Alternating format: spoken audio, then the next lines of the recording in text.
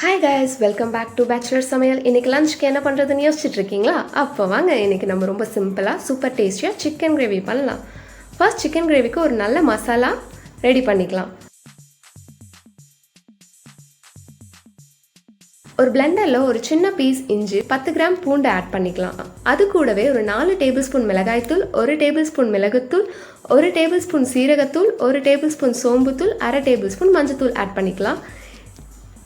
இப்போ அது கூட ஒரு 250 கிராம் தயிரும் சேர்த்து நல்லா ஸ்மூத்தாக பிளெண்ட் பண்ணிக்கலாம். அடுத்தது 500 கிராம் சிக்கனில் இந்த மசாலாவை நல்லா ஆட் பண்ணிக்கலாம்.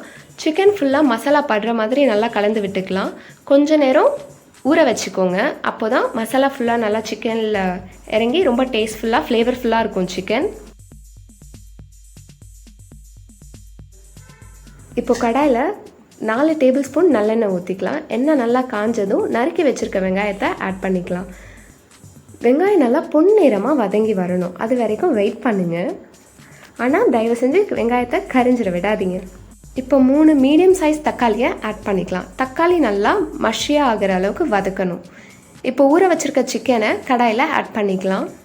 மசாலாவோடு நல்லா கலந்து மீடியம் தீயில் சிக்கனை வேக வைக்கணும்.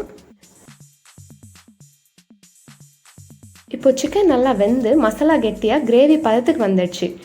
அவ்வளோதான், நம்ம சிக்கன் கிரேவி ரெடி. சூடான சாதம், சப்பாத்தி, தோசையோட செம்ம காம்பினேஷன். ட்ரை பண்ணிவிட்டு எப்படி இருந்துச்சுன்னு கமெண்ட்டில் சொல்லுங்கள்.